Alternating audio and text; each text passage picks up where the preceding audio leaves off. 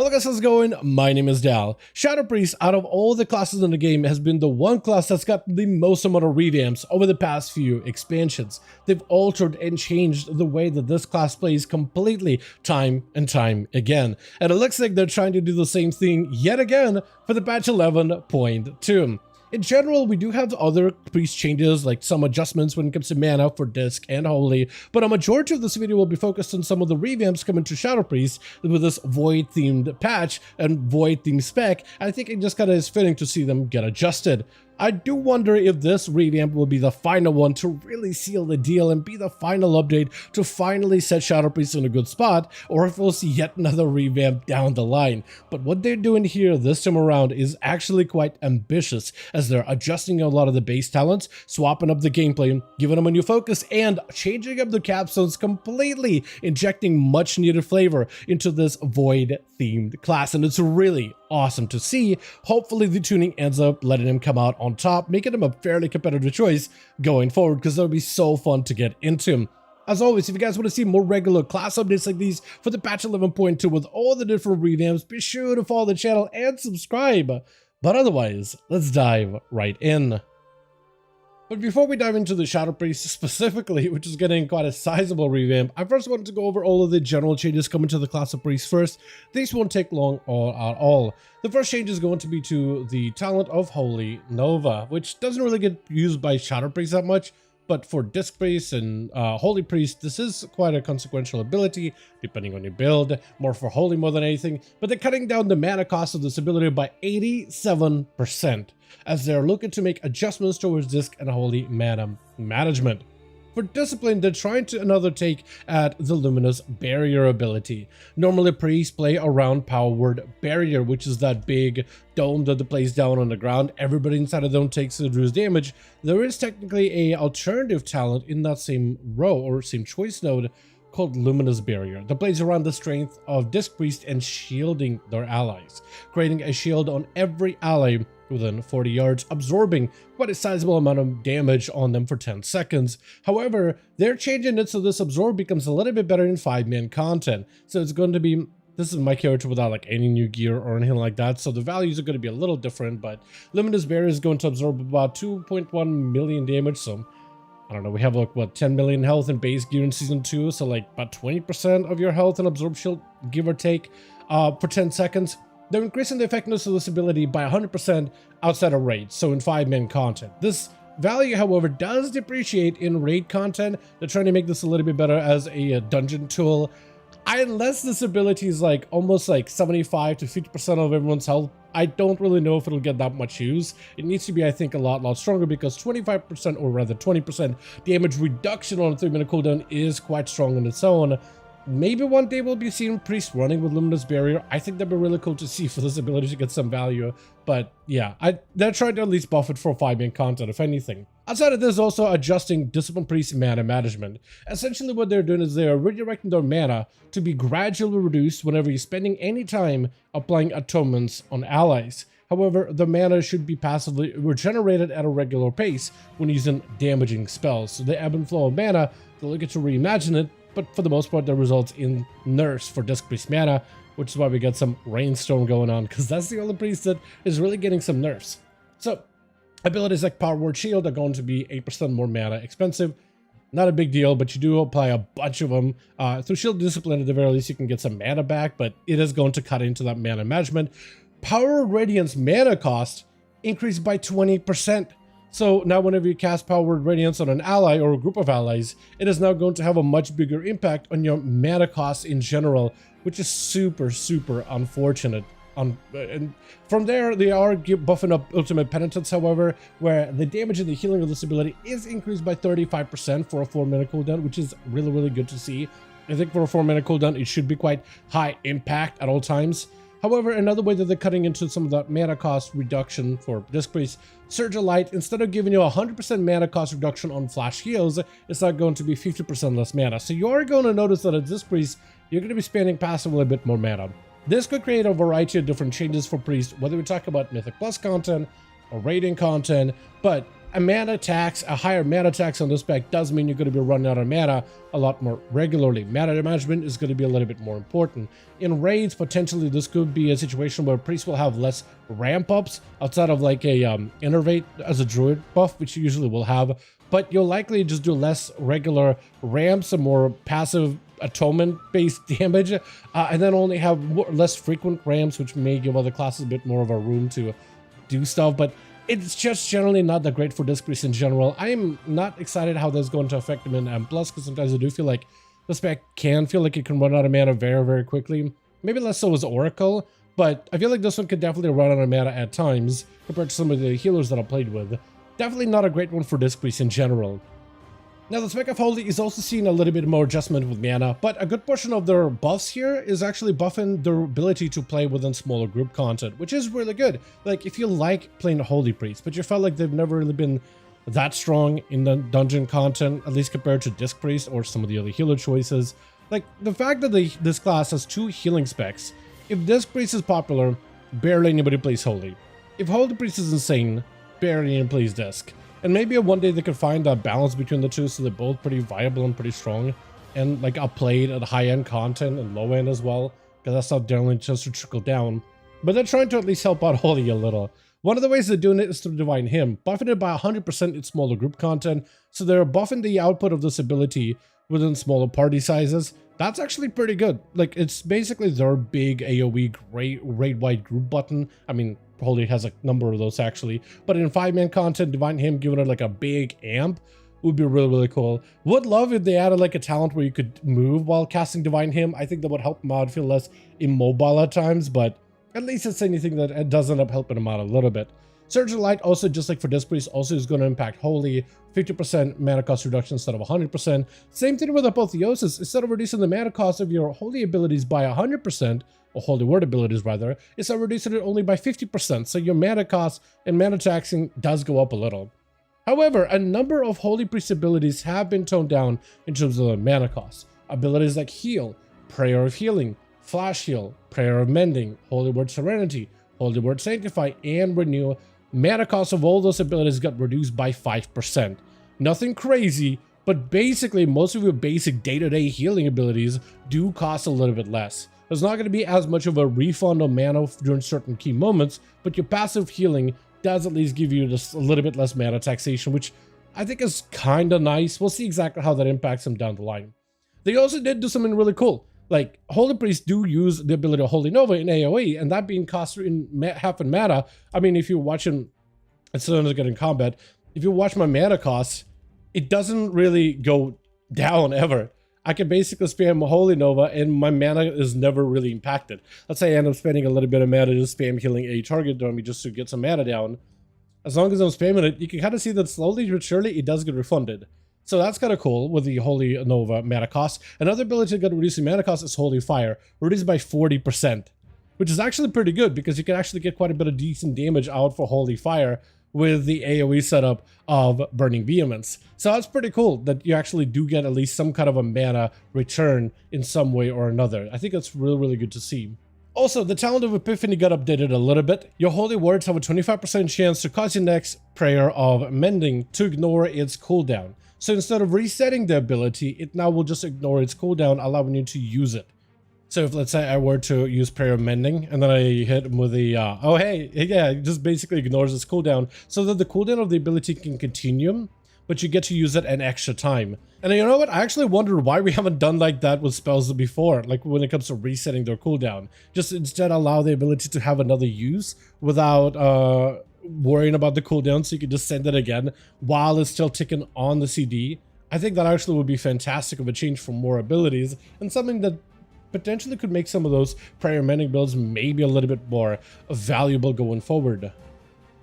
But with that being said, we can now move on to the spec of Shadow. And with that, I am actually going to change the scenery to be a little bit more voidy, because this is basically, we are walking into a patch that's very, very Void themed. We're walking into Koresh, where we'll be fighting the Void Lord Demencius. This is a Void themed patch, so of course a Void themed spec was gonna get a change. Like, how many times has Shadow Priest has gone through a revamp or transformation or a adjustment with its talents? I feel like it's got remade. Just about every expansion.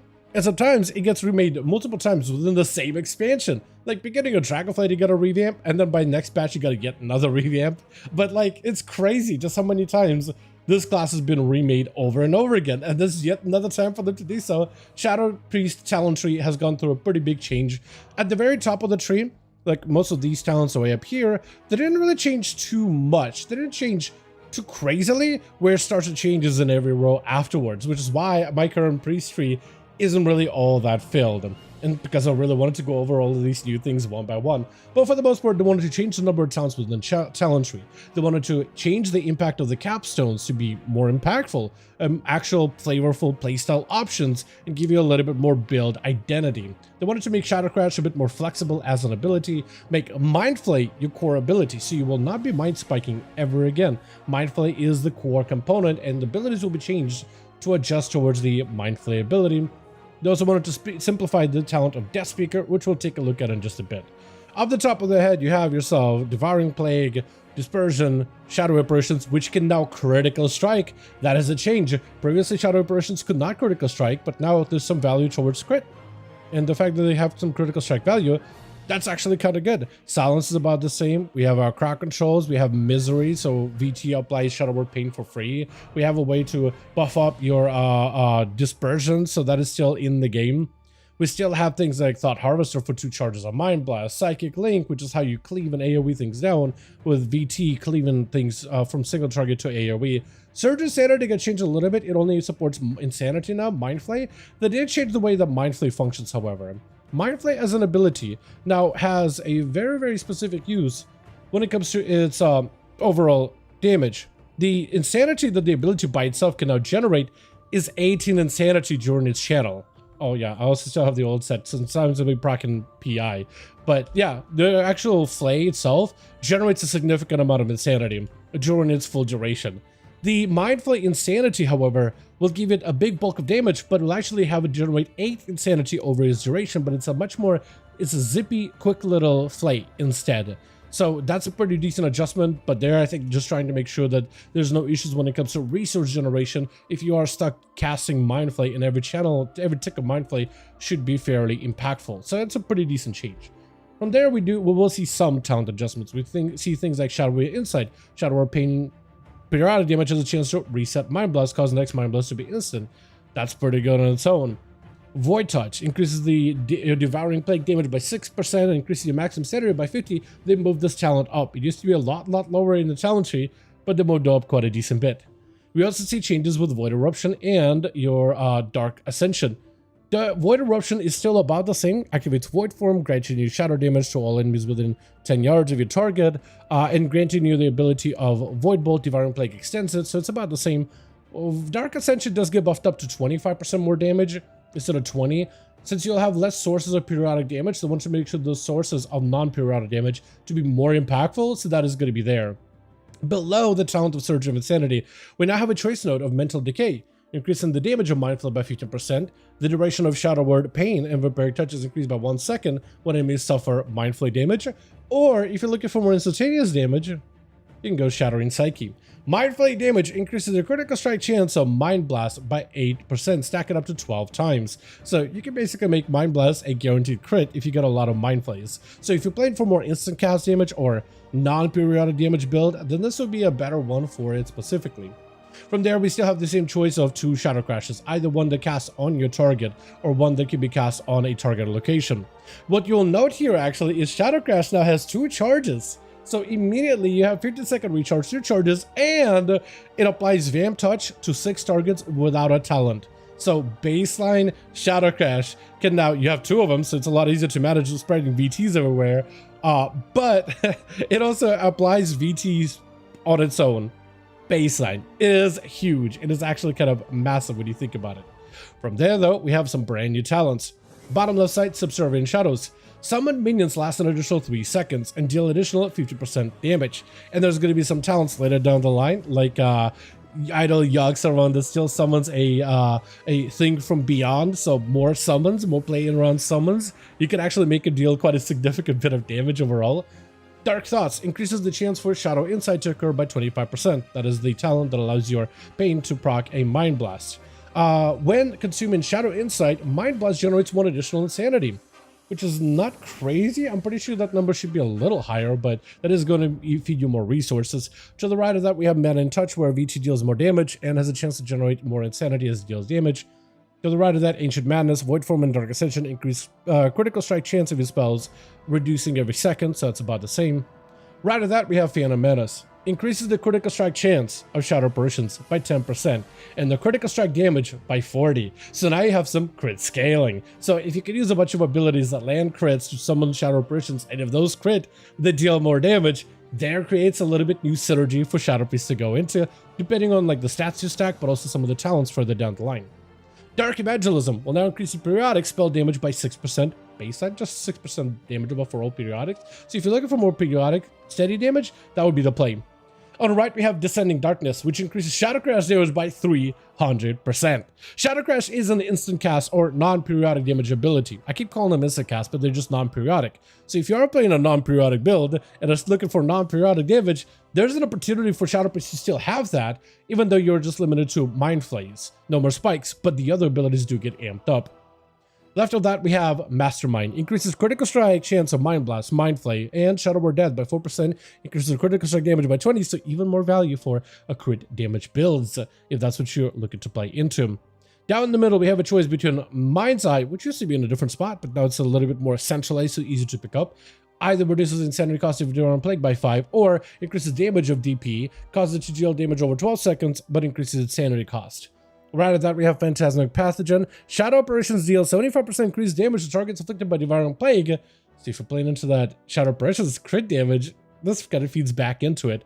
And to the right of that, we have Instilled Doubt. Increases the critical strike chance of VT and Shadow Word Pain by 8%. Their critical strike damage by up to 40%. So again, even more crit scaling and crit value as a Shadow Priest going forward.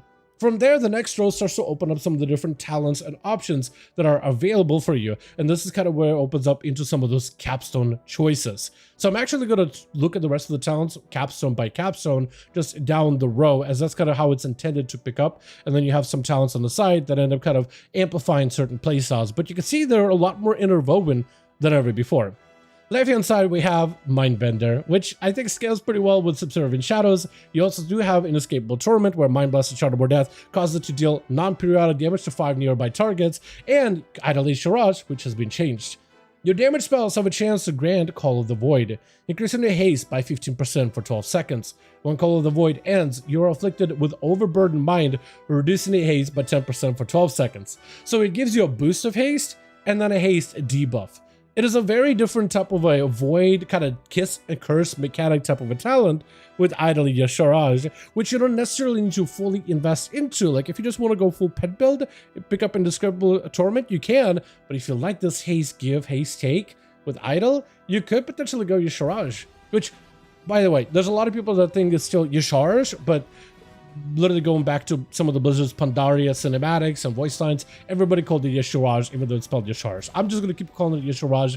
Good chance I'm going to be corrected about it in the comment section somewhere. But yeah, I'm just going to go with how Blizzard calls it, okay? You can call it whatever you like. But this is an interesting kiss and curse to Shadow Priest with the whole void themes does have, which is interesting.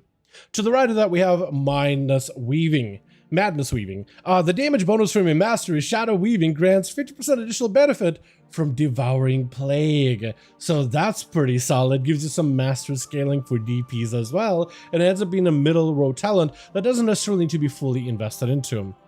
To the right of that, we have another row of talents with Death Speaker. This one has gotten simplified. Shadow Word Death damage increased by 25%.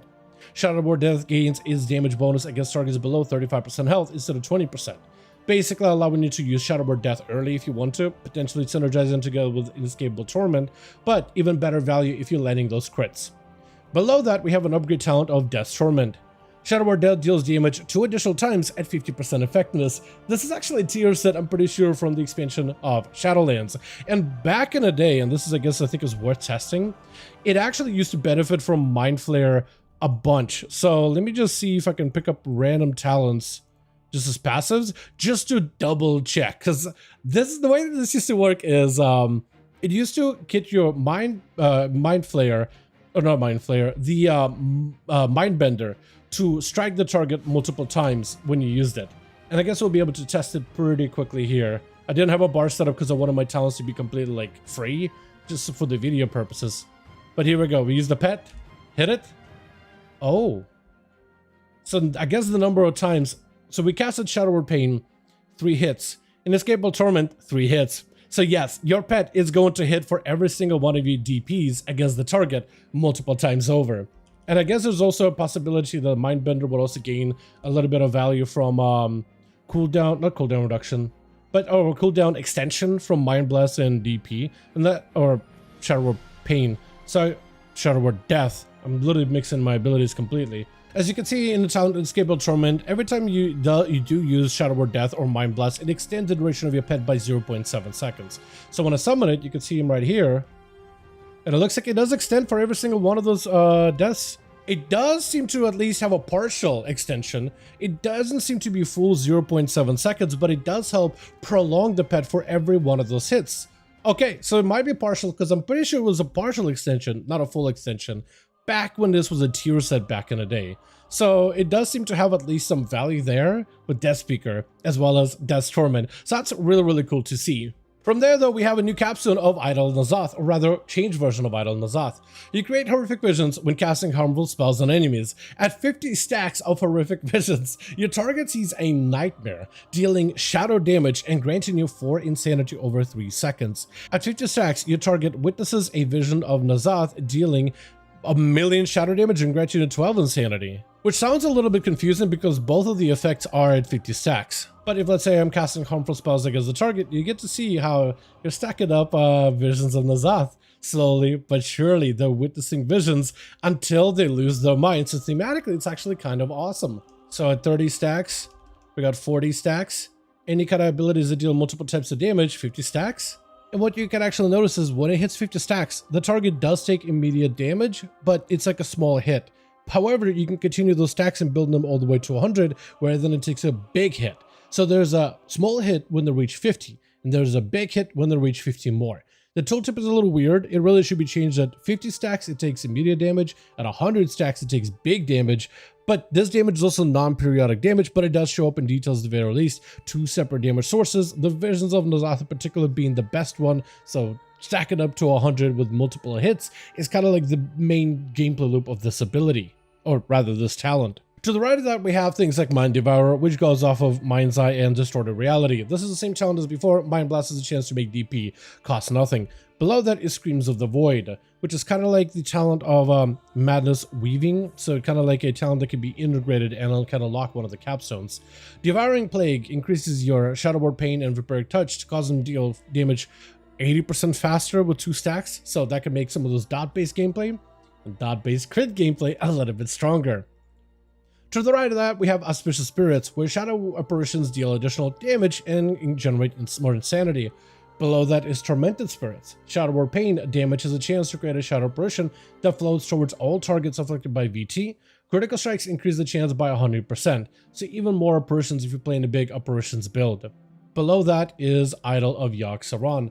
After conjuring shadow apparitions, gain a stack of Idol of Yogg-Saron, and at 25 stacks you summon a thing from beyond that casts Void Spike at enemies for 23 seconds. Hurls bolts of dark magic, dealing shadow damage and shadow damage to nearby enemies. Damage reduced beyond 5 targets, so about the same as the before, though now you have Subservient Shadow, so if you're playing more of a pet build and minion based build, this could be made a little bit stronger on its own. To the right of that, we have the talent of Insidious Ire. While you have Shadow Word Pain, Devouring Plague, and VT active on the same target, your Mind Blast, Void Torrent, and Void Volley deal 20% more damage. So about the same talent, but there's now a new talent in that row called Void Volley. The Void Torment is the same ability as before, though with a shorter cooldown of 30 seconds. So basically you have a shorter CD, which is really good. Torrents the target dealing millions of damage, 1.2 million specifically, over 3 seconds, generates insanity, so it's pretty good on its own. Below that, however, is a new ability called Void Volley. Void Torrent is replaced with Void Volley for 20 seconds after it is cast. Void Volley releases a volley of pure void energy, firing 10 bolts at your target and 1 bolt at all enemies within 10 yards of your target for shadow damage generating insanity. It's like a follow-up ability right afterwards, which is pretty awesome. And this is more or less what the ability looks like. Once you channel it, you get the full void turret, and then you go big volley. It actually doesn't look that, I mean, it's kind of a little bit unique. As you can see, it does build up all those stacks of visions because there's multiple instances of damage. Below that is the Idol of Cthulhu. Mind Flay has a chance to spawn a Void Tendril that channels Mind Flay or Mind Lasher at your target that channels a Mind Seer. Casting Void Torrent or Void Volley also spawns one. So now you have two abilities that can spawn a tentacle.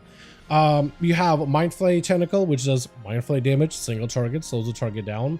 And then a Mind Seer that deals AoE damage to multiple targets, reduced beyond 5. So it's about the same as it was, but now there's a little bit more interaction as you can get double the tentacle with Void Volley that follows a Void Torrent. But it's really cool to see that combo of an ability from one into the other that generates quite a decent bit of insanity altogether. But with that, we now see a quick delineation, a really clear delineation between all those different old gods, and specifically the idols. You have the Idol of Cthulhu, synergy with Void Torrent and Void Volley that now creates multiple tentacles, but can also feed into periodic and non-periodic damage builds. Cthulhu is about the same as it was, but the whole playstyle of being able to create shadowy apparitions and crit damage for shadowy apparitions and more value for shadowy apparitions is interesting. So being able to crit damage build to spawn more shadows and then generate an Idol of Dalaran is also interesting, plus it's a pet that can also feed into subservient shadows. Then to the left of that, we have the Death Speaker change that does go into Death's Torment, which is quite a lot more interesting than before. That also feeds into a new Idol of Nazoth as you deal damage, more frequent damage, multiple instances of damage as a Shadow Priest, so that periodic ticking damage ends up being really good. I mean, how much damage can you do in a single flay? How many of those stacks you can build up of Idol Nazoth during one channel? It's actually kind of valuable.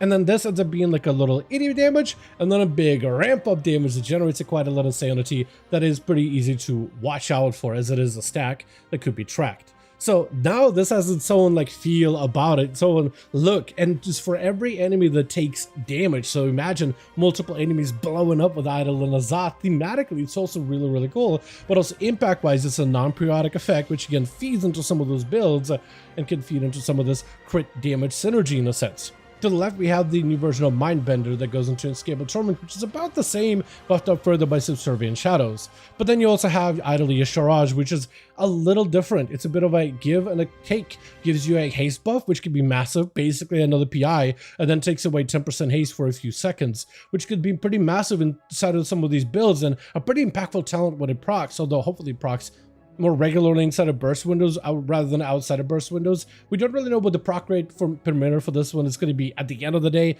PTR numbers are not set in stone by any measure, but this one could potentially be pretty strong on its own, and now there's a clear identity for every single one of them. Not only are they strong, I think, on their own, but they also feed into other builds within Shadow Priest, which I think makes for a very interesting choices that you have within your talent tree and how you path it. But they've also added a bunch of these lines all across the board on the priest, so now that pathing is not restrictive whatsoever. It's a lot easier for you to adjust and make some of those changes and really make an impactful setups. What's really cool about the talent setup is if you position your talents and kind of path accordingly, you can actually pick up a lot of those talents together. You don't necessarily need to take the entire row, you can only take partial row if that's what you want to do. And the gates for those talents, like other talent points, are going to cost like 2 points or a single point with an upgrade that changes your gameplay quite in a substantial way. With the rest of the talent interactions, there's a lot of opportunity for crit scaling builds or mastery heavy builds, dot heavy builds, but also apparition builds, but also instant non-periodic, I keep saying instant, but I mean non-periodic damage builds with capstones that can really follow up and really complement all those other playstyles. Another thing that I like is some of the newer talents in the upper and the middle row of trees, like the crash ability, how it has 2 charges, it automatically applies dots. It doesn't seem to seek out new targets for application, like it'll just reapply Vampiric to targets that already have them, which is a little awkward in dungeons, so it still feels like you just having to sit there and spam V2 multiple targets unless it gets it correctly, so that's still a little bit awkward. I do like some of the changes to some of the earlier talents in particular, how they transformed it from a 2 talent point cost down to 1, but they also made it more impactful and more interesting. So the talent itself is cheaper, so the gates are not nearly as heavy. There are some 2 talent point gates further down, but it's just part of the optimization of the talent point economy more than anything. But I do like the changes they've done for that in order to open up new builds and varieties, and definitely they could do more with that, but I still like what has been done already. Also, while it does seem like Shadow Priest has a lot of variety and a lot of flavor when it comes to its talent tree diversity and so many builds that could be crafted out of the talents given, Right now, tuning does seem to limit it. It seems like a lot of players are funneling into like one good build for dungeons right now. We'll see how that changes as tuning goes on over the next few weeks with Mythic Plus being open, raid testing, delve testing, but right now it does seem like everybody's kind of finding a pretty solid cookie cutter build to just invest points into. Hopefully we'll see less of that with tuning, and hopefully there'll be that variety of builds because this is super flavorful. I love specs that have so much variety in terms of how you can end up playing the different playstyles, but as of right now, it just doesn't seem like that variety quite exists at the moment, but hopefully they'll find a way to tune everything so there can be some diversity of builds, like having a pet build, apparitions build, dot heavy build, or non-periodic damage build with big crit scaling or huge mastery setups. I think stuff like that would be really cool to see going forward, and hopefully they can nail down the tuning. But on paper, there's a lot of potential for quite a lot of different ways to play the same Shadow Priest that you know to this day, but 8.2 is looking to give them quite a nice facelift. But with that, as always, I do want to thank all of you guys so much for watching, and I hope you guys did enjoy this update. If you did enjoy it or found it informative, go ahead and give this video a like. I would very much appreciate it. If you want me to go over any of the other classes, feel free to join our Discord channel. Best place to go over some of the different class changes. You can recommend me some of the different options for me to go over, or let me know if there's something I missed about Shadow Priest. Or if you want to recommend me builds to try in PTR, that's probably another great place to do so as well. Let me know your thoughts about the Shadow Priest changes in the comments down below. And as always, I'll see all of you guys in our next one.